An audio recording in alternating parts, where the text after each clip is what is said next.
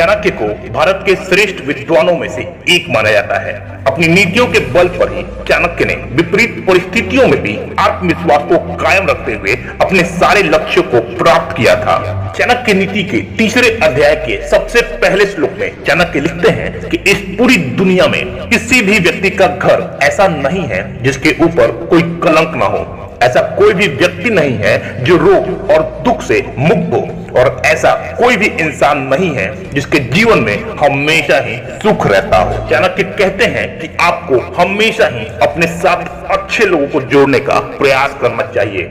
इसीलिए राजा लोग भी अपने आसपास अच्छे कुल के लोगों को रखते हैं, क्योंकि ऐसे लोग कभी आपका साथ छोड़कर नहीं जाते हैं, ना तो आरंभ में, ना मध्य में और ना ही अंत में। व्यक्ति के कुल की ख्याति उसके आचरण से होती है, उसके बोलचाल से उसके देश की ख्याति बढ़ती है और मान सम्मान उसके अंदर के प्रेम को बढ़ाता है। आगे चाणक्य लिखते हैं कि आपको अपनी लड़की का विवाह हमेशा ही एक अच्छे परिवार में करना चाहिए, अपने पुत्र को अच्छी शिक्षा देनी चाहिए, अपने मित्रों को धर्म के कार्यों में लगाना चाहिए, और जब कभी भी आपको मौका मिलता है तो अपने दुश्मनों को आपत्ति और कष्ट में डालना चाहिए।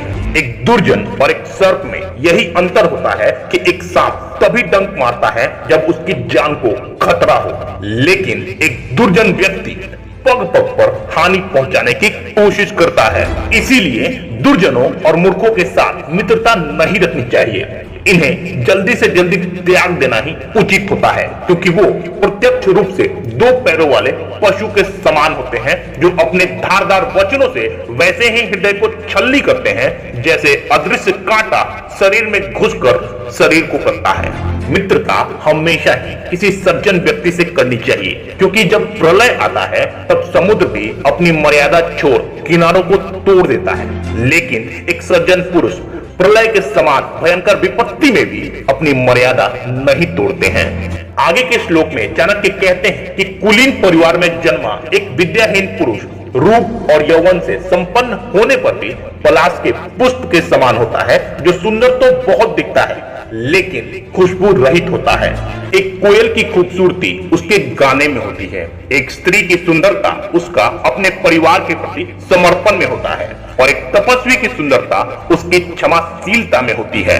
आगे चाणक्य कहते हैं कि जो उद्यमशील होते हैं वो कभी गरीब नहीं होते हैं, जो हमेशा भगवान को याद करते हैं उन्हें पाप छू भी नहीं पाता, जो मौन रहते हैं वो कभी झगड़ों में नहीं पड़ते, और जो जागृत रहते हैं वो हमेशा निडर रहते हैं।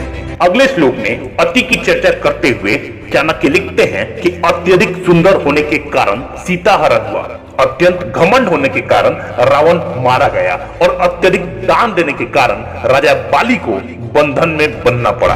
अतः किसी भी चीज की अति नहीं करना चाहिए।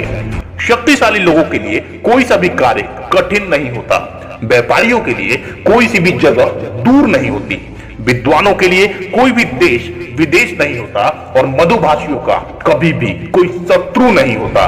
जिस प्रकार केवल एक सूखा हुआ जलता वृक्ष पूरे वन को जला देता है, ठीक उसी प्रकार एक कुपुत्र सारे कुल के मान, मर्यादा और प्रतिष्ठा को नष्ट कर देता है। और जिस प्रकार सुगंध से भरे एक ही वृक्ष से सारा वन महक जाता है, ठीक उसी प्रकार कुल का नाम बढ़ाने के लिए एक ही पुत्र पर्याप्त होता है। एक विद्वान और सदाचारी पुत्र के कारण पूरा परिवार ठीक वैसे ही खुशहाल रहता है जैसे चंद्रमा के निकलने पर रात्रि जगमगा उठती है। ऐसे अनेक पुत्र किसी काम के नहीं होते जो घर में दुख और निराशा पैदा करते हो।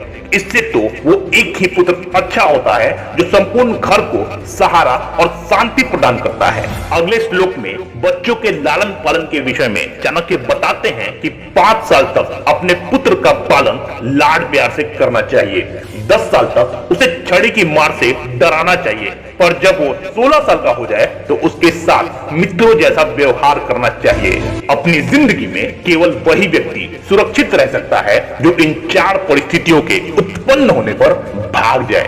पहला, भयावह आपदा, दूसरा विदेशी आक्रमण, तीसरा भयंकर अकाल, और चौथा दुष्ट व्यक्ति की संगत। और जो व्यक्ति अपने जीवन काल में ये 4 चीजें अर्जित नहीं करता है वो बार बार केवल मरने के लिए ही पैदा होता है। पहला धर्म, दूसरा अर्थ, तीसरा काम और चौथा मोक्ष। इस अध्याय के अंत में चाणक्य अमीरी का रहस्य बताते हुए कहते हैं कि धन की देवी महालक्ष्मी स्वयं वही निवास करने लगती हैं जहां मूर्खों का सम्मान नहीं होता, जहां अनाज का अच्छे से भंडारण किया जाता है और जहां पति पत्नी के बीच सिर्फ प्यार होता है, कभी लड़ाई झगड़ा नहीं होता। इस प्रकार चाणक्य नीति का तीसरा अध्याय यहीं समाप्त होता है। अगले वीडियो में हम बात करेंगे चाणक्य नीति के चौथे अध्याय के बारे में। तब तक स्वस्थ रहें, सुरक्षित रहें और हाँ, इस वीडियो को लास्ट तक देखने के लिए आपका बहुत बहुत धन्यवाद।